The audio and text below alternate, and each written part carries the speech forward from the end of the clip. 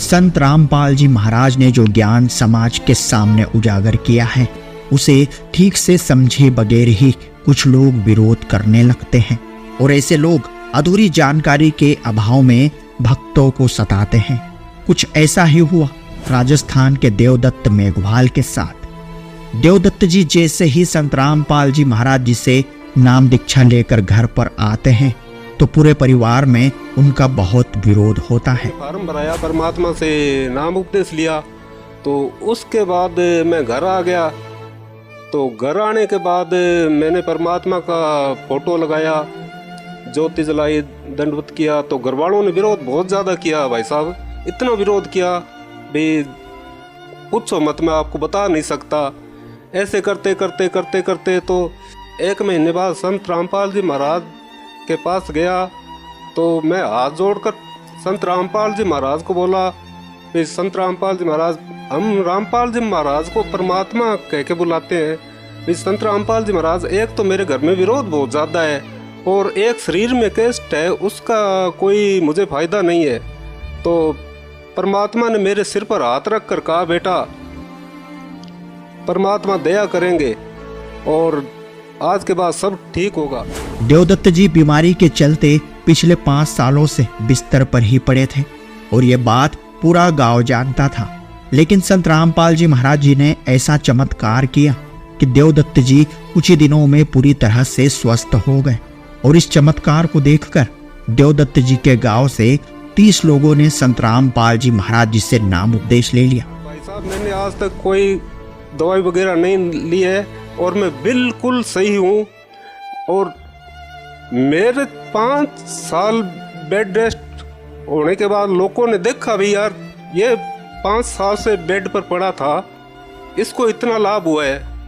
तो भाई साहब, मेरे अड़ोस पड़ोस से कम 25-30 भगत परमात्मा सतगुरु रामपाल जी महाराज की शरण में चले गए। एक बार देवदत्त जी ने अपने खेत में ट्यूबवेल करवाया जिसमें खारा पानी निकला।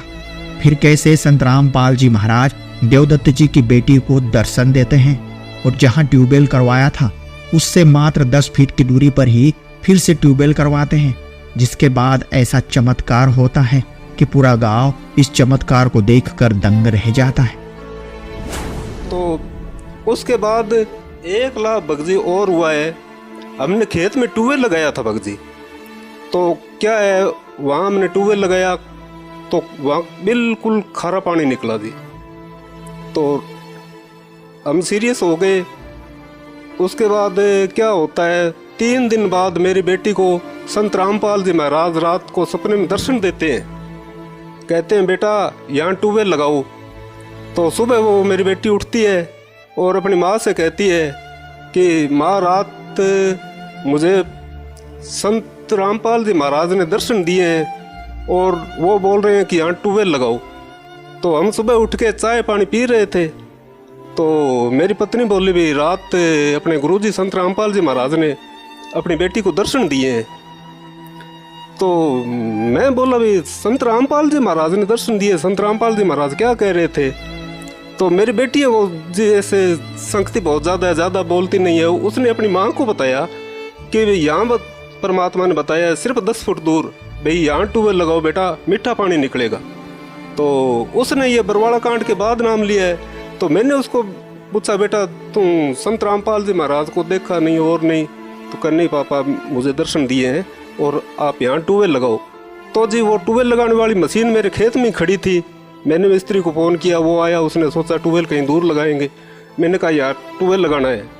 वो कहता यार यहाँ ट्यूबवेल लगाना है, दिमाग ख़राब हो गया। तो मुझे संत रामपाल जी महाराज पर, हमारे गुरुदेव पर पूर्ण विश्वास था।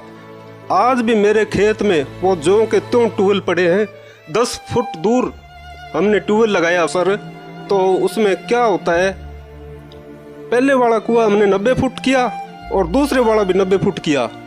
आज भी आप जाकर, आप मीडिया वाले हो, जाकर वहाँ देख सकते हो। एक जहाँ बोर किया था वो मैंने अभी बुरा नहीं है, लोगों को दिखा रहा हूँ। वहाँ तो खारा पानी, बिल्कुल खारा पानी है और जो 10 फुट दूरी पर है वहाँ मीठा पानी है। साथ ही 1 बीघे में मेरे डैम बना हुआ है, वो उससे हरदम लबालब रहता है। मेरे खेत में अच्छी फसलें होती है। भाई साहब आज आप वहाँ जाकर देख सकते हो, और वो मैं हरदम उसको रखूँगा। एक में खारा पानी निकलता और एक में मीठा पानी निकलता है। ये हमारे सतगुरुदेव जी ने हमें लाभ दिए हैं। एक लाभ भाई साहब और है, मेरी पत्नी को कंठ लग गया था, जैसे दूध पिलाने वाले की मदानी होती है। बरसात हुई थी, नंगे पैर वहाँ पीछे से पलक नहीं हटाया और वो मदानी के पास ही बटन होता, उसको बंद करने लगी तो मदानी के चिपक गई और वहीं गिर गई। हमने पीछे से तार तोड़ के उसको हटाया। तो भाई साहब क्या होता है, उसके चाय वाला कप ही हाथ से नहीं उठाया जाता था, और हम हमारे गुरुदेव की शरण में आने के बाद आज वो गायों का दूध निकालती है, 20 लीटर पानी की बाल्टी उठाती है। ये हमारे परमात्मा ने भाई साहब हमें लाभ दिए। देवदत्त जी ने और भी अपनी पूरी आप बीती हमें बताई है, जिसमें उन्होंने संत रामपाल जी महाराज के चमत्कारों को लेकर बहुत सारे रहस्य उजागर किए हैं। तो देवदत्त जी की पूरी सच्चाई जानने के लिए बने रहिए वीडियो के अंत तक। नमस्कार। नमस्कार सर। सर क्या नाम है आपका? मेरा नाम देवदत्त मेघवाल है सर। कहाँ से आए जी? राजस्थान गंगानगर से हूँ सर। अच्छा, एक बात बताइए, संत रामपाल जी महाराज जी से नाम दीक्षा लेने से पहले क्या भक्ति साधना करते थे आप? पहले मैं रामदेव महाराज की सेवा करता था, भक्ति करता था, गोसाई जी की भक्ति करता था और माता की भक्ति करता था, भैरों की भक्ति करता था जी। संत रामपाल जी महाराज जी से कब जुड़े? मैं संत रामपाल जी महाराज से अपने 1 मार्च 2014 को जुड़ा था सर। संत रामपाल जी महाराज जी से नाम दीक्षा क्यों ली जब आप पहले ही भक्ति कर रहे थे? तो संत रामपाल जी महाराज से मैंने नाम दीक्षा इस प्रकार ली सर, क्योंकि मेरे कमर में बहुत ज़्यादा दर्द था, इसलिए मैंने संत रामपाल जी महाराज से नाम दीक्षा ली सर। तो क्या सर संत रामपाल जी महाराज जी कमर का दर्द ठीक करते हैं? नहीं जी, मैं 5 साल से बेड रेस्ट पर था। तो क्या होता है जी, और तो कोई जरिया था नहीं, टाइम पास का कोई जरिया नहीं था। टीवी चला के कभी कोई नाटक देख लिया, कभी कोई फिल्म देख ली, करते करते करते करते क्या होता है, एक दिन संत रामपाल जी महाराज का सत्संग चल रहा था साधना टीवी पर। तो संत रामपाल जी महाराज ऐसे बताते हैं जैसे पहले तो ये लगते थे भी ये क्या साधारण सा है, तो खुल के परमात्मा बताते हैं। मैंने उस दिन गौर से नहीं सुना, दूसरे दिन फिर मैंने उसको गौर से सुना। सीता ने जो लक्ष्मण रेखा का उल्लंघन किया था उसके बारे में संत रामपाल जी महाराज बता रहे थे सर।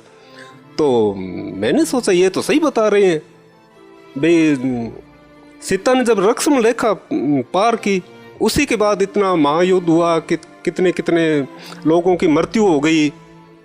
मैंने बोला ये तो बात सही है। फिर जी उसको देखते देखते देखते देखते मैंने ज्ञान गंगा पुस्तक मंगवाई सर, अपने मैसेज भेज के ज्ञान गंगा पुस्तक मंगवाई। उसको मैंने बड़ी बारीकी से पढ़ा सर। तो मैंने सोचा भाई मरना तो है, डॉक्टरों ने पहले तो ऑपरेशन के लिए मेरे को बुलाया था। तबीयत ज़्यादा सीरियस होने पर डॉक्टरों ने ऑपरेशन के लिए मना कर दिया, क्योंकि भाई इसका ऑपरेशन करेंगे तो कोई दिमाग की नस फट जाएगी। चलो ये इसका दिमाग तो ठीक है। तो डॉक्टर आपस में डिस्कस कर रहे थे, तो मेरे को पता लग गया भाई, डॉक्टरों ने जवाब दे दिया भाई घर ले जाओ। तो मेरे घर वाले घर ले आए।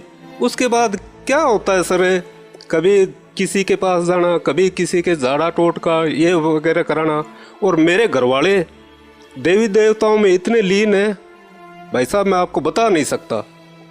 और मैंने ज्ञान गंगा किताब पढ़ी तो उसमें हमारे सतगुरुदेव संत रामपाल जी महाराज ने जो जो नियम बता रखे थे उनको मैं तो मरता क्या नहीं करता, उनको नियमों को फॉलो करने के लिए मैं बिल्कुल तैयार था। लेकिन मेरे भाई, मेरी माता, ये उन नियमों से कोसों दूर थे जी। अब मैं जगत के हिसाब से सर मेरे भाइयों को इतना अच्छा समझता था भाई, इतने रुपए लगते हैं और जहाँ भी बताता हूँ वहाँ लेके जाते हैं, परंतु मेरे को पता था भाई संत रामपाल जी महाराज ये नियम बताएंगे और मेरे घरवाले इन नियमों को कभी फॉलो नहीं करेंगे। तो जी मैंने उनसे कहा भी मैंने तो वहाँ सतलोक आश्रम बरवाड़ा में एक संत है रामपाल जी महाराज, उनके पास जाना है। तो वो घरवाले सारे तैयार हो गए, उनको पता नहीं था वहाँ क्या नियम है। मेरे तो ज्ञान गंगा पुस्तक पढ़ी थी, मेरे को पता था ये नियम में रखने हैं। तो वो तैयार हो गए, भाई अपने गाड़ी ले चलते हैं और चलते हैं, वहाँ भी चलते हैं, सारी जगह फिर लिए तो वहाँ और चलते हैं, अगर कोई फ़ायदा हो जाता है तो। मैं बोला भाई आप तो मत जाओ, मैं अकेला जाऊँगा। तो वो बोले भाई आप तो उठ बैठ नहीं सकते, अकेले कैसे जाओगे। तो ऐसे हमारी शाम को चर्चा चलता रही। मेरे माता ने मना कर दिया, भाई बेटा अकेले को तेरे को नहीं भेजेंगे। और मैं सोच रहा था अगर यह साथ चले गए ना तो परमात्मा संत रामपाल जी महाराज से मेरे को नाम नहीं लेने देंगे।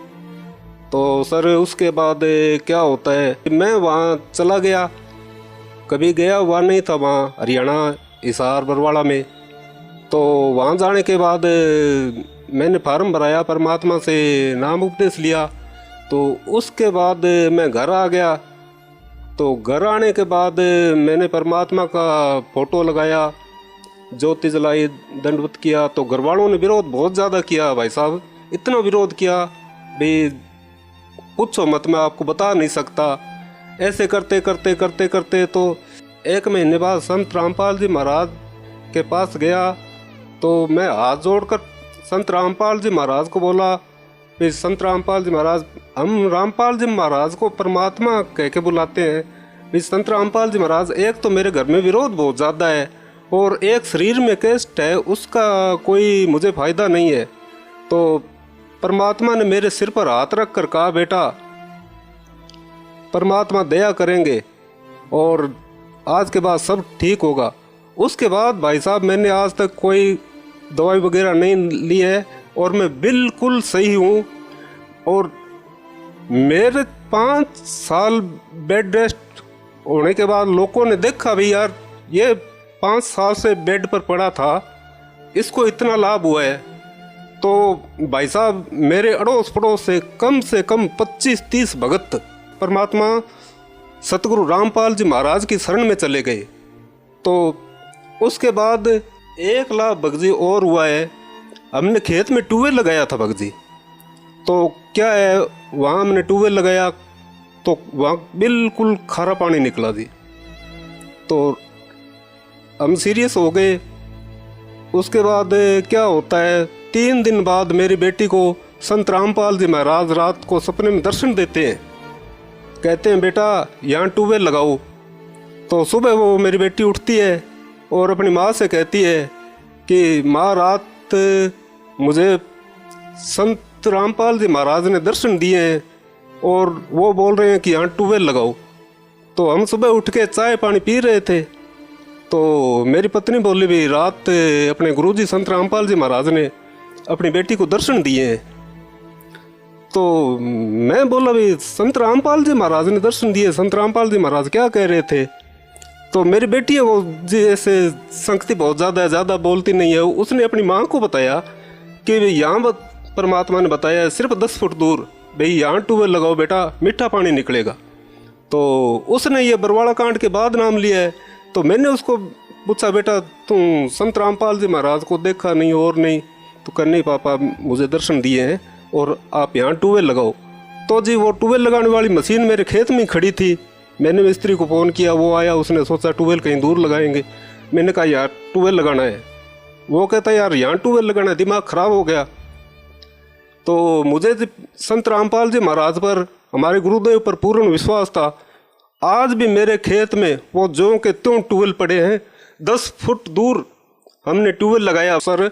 तो उसमें क्या होता है, पहले वाला कुआं हमने 90 फुट किया और दूसरे वाला भी 90 फुट किया।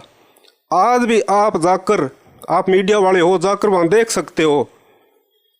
एक जहाँ बोर किया था वो मैंने अभी बुरा नहीं है, लोगों को दिखा रहा हूँ। वहाँ तो खारा पानी, बिल्कुल खारा पानी है, और जो 10 फुट दूरी पर है वहाँ मीठा पानी है। साथ ही 1 बीघे में मेरे डैम बना हुआ है, वो उससे हरदम लबालब रहता है। मेरे खेत में अच्छी फसलें होती है भाई साहब। आज आप वहाँ जाकर देख सकते हो। और वो मैं हरदम उसको रखूँगा, एक में खारा पानी निकलता और एक में मीठा पानी निकलता है। ये हमारे सतगुरुदेव जी ने हमें लाभ दिए हैं। और एक लाभ भाई साहब और है, मेरी पत्नी को कंठ लग गया था, जैसे दूध पिलाने वाले की मदानी होती है। तो बरसात हुई थी, नंगे पैर वहाँ पीछे से पलक नहीं हटाया और वो मदानी के पास ही बटन होता, उसको बंद करने लगी तो मदानी के चिपक गई। और वहीं गिर गई। हमने पीछे से तार तोड़ के उसको हटाया। तो भाई साहब क्या होता है, उसके चाय वाला कप भी हाथ से नहीं उठाया जाता था। और हम हमारे गुरुदेव की शरण में आने के बाद आज वो गायों का दूध निकालती है, 20 लीटर पानी की बाल्टी उठाती है। ये हमारे परमात्मा ने भाई साहब हमें लाभ दिए हैं। सर, भगत समाज को क्या संदेश देना चाहते हैं? सर, भगत समाज को मैं ये संदेश देना चाहता हूँ, खासकर पढ़े लिखे लोगों को, भाई आप एक बार शास्त्रों को उठाकर देख तो लो। भाई संत रामपाल जी महाराज हमारे गुरुदेव आपको क्या समझा रहे हो, एक ही की बातें करते हो। तो मैं तो भगत समाज और जगत को यही संदेश देना चाहता हूँ कि एक बार अच्छी तरह इनका ज्ञान समझो और इनसे उपदेश नाम उपदेश लेकर अपना जीवन सफल बनाएं। जी धन्यवाद। धन्यवाद सर। सत्य घटना, सत्य की तह तक।